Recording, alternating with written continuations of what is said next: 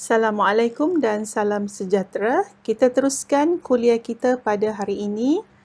Masih lagi dalam bab 5 iaitu teori pengeluaran. Okey.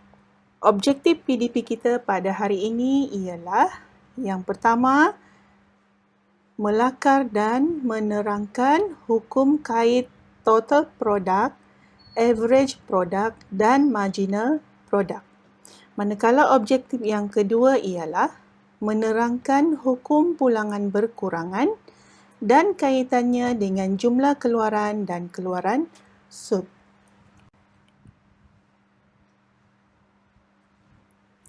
Okey. Mari kita ke slide seterusnya.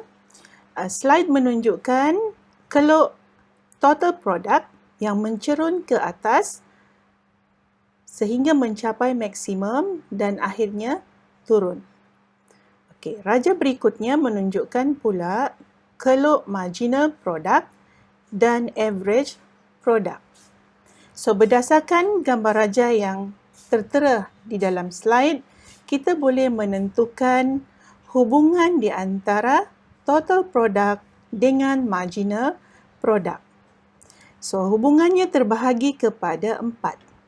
Yang pertama, cuba anda perhatikan keluk TP.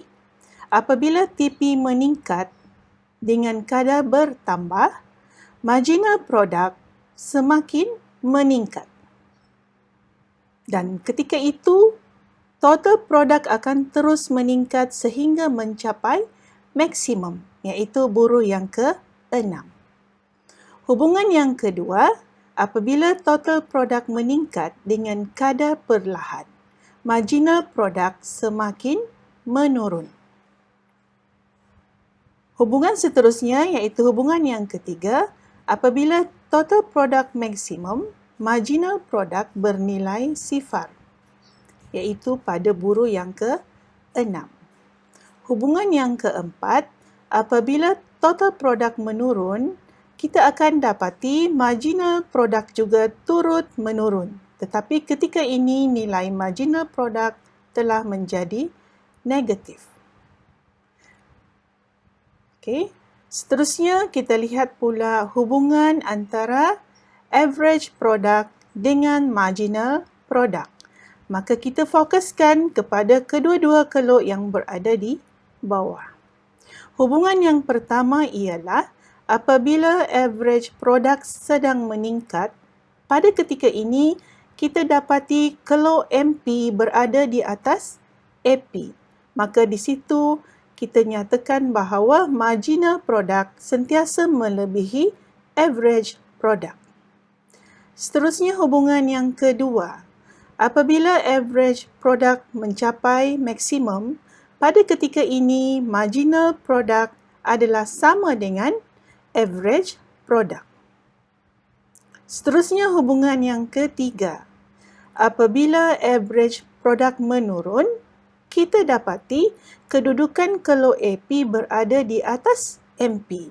Maka ini menunjukkan bahawa AP sentiasa melebihi nilai NP. Demikianlah hubungan di antara TP, AP dan MP. Seterusnya kita beralih kepada objektif kita yang kedua, iaitu kita nak menerangkan hukum pulangan berkurangan. Okey, di dalam kita nak mendefinisikan hukum pulangan berkurangan, pelajar-pelajar dikehendaki mengingat setiap patah perkataan di dalam penerangan hukum pulangan berkurangan ini.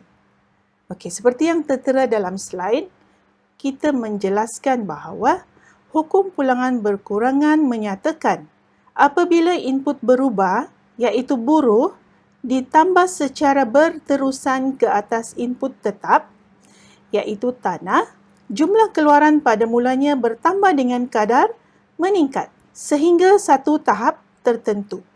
Jumlah keluaran akan bertambah dengan kadar yang semakin berkurangan. Maka di sini berlakulah hukum pulangan berkurangan. Dan pelajar-pelajar hendaklah tahu bahawa hukum pulangan berkurangan ini hanya berlaku dalam jangka pendek. Okey, seterusnya kita nak melihat apakah hubungan atau kaitan hukum pulangan berkurangan dengan jumlah keluaran dan keluaran sud. So, berdasarkan raja yang terdapat di dalam slide, kita dapati di sini raja menunjukkan bahawa terdapat 3 keadaan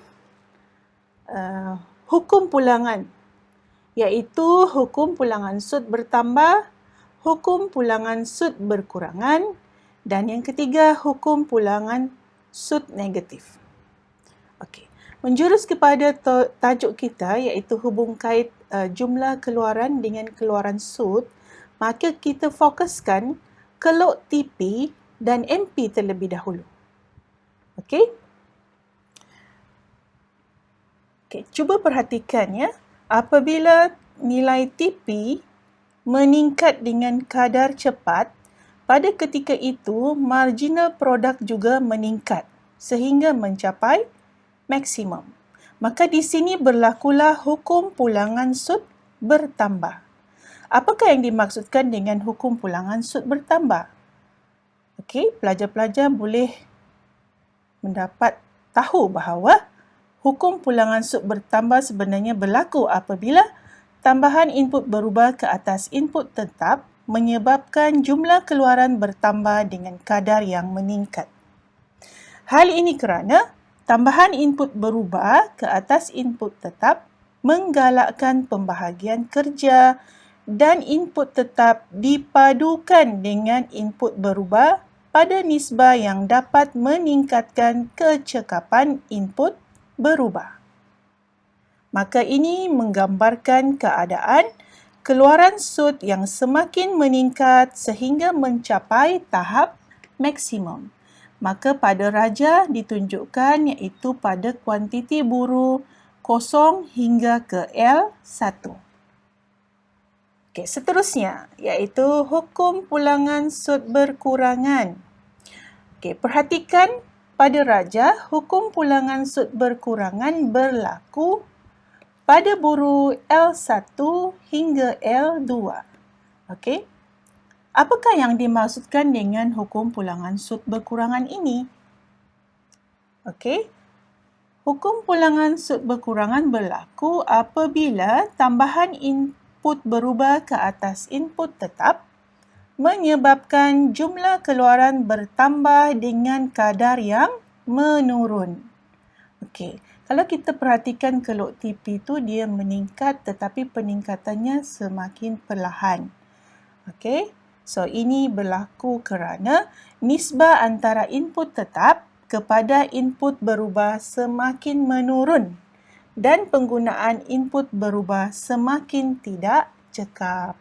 Maknanya di sini tambahan buru dah semakin ke arah nak membazir, ya. Jadi dia tak cekap. Okey. Keadaan ini digambarkan oleh keluaran sud yang semakin menurun sehingga bernilai sifar, iaitu ketika jumlah keluaran berada pada tahap maksimum. Cuba kita perhatikan keluk TP mencapai maksimum pada buru L2 dan ketika itu marginal produk bersamaan dengan sifar. Okey, seterusnya kita pergi kepada pulangan sud negatif. Okey, pulangan sud negatif sangat sinonim dengan keadaan keluk marginal produk yang telah memotong paksi kuantiti buru. Maknanya ketika ini MP telah bernilai negatif. So, bagaimana kita nak terangkan pulangan sud negatif? Okey, pulangan sud negatif berlaku apabila tambahan input berubah ke atas input tetap menyebabkan jumlah keluaran semakin menurun. Jadi pelajar boleh perhatikan keluk TP yang telah mencapai maksimum itu dia telah mulai menurun. Hal ini kerana nisbah input tetap kepada input berubah yang semakin menurun sehingga menyebabkan kesesakan dan tambahan input berubah hanya menyebabkan jumlah keluaran menurun. Dalam erti kata yang lain, pada ketika ini telah berlaku pembaziran tenaga buruh. Okey, keadaan yang disebutkan ini sebenarnya menggambarkan keluaran sud yang semakin menurun dan bernilai negatif. So, Madam harap pelajar-pelajar semua memahami apakah hubung kait di antara jumlah keluaran sud dan juga hukum pulangan sud yang berlaku. Sekian, terima kasih.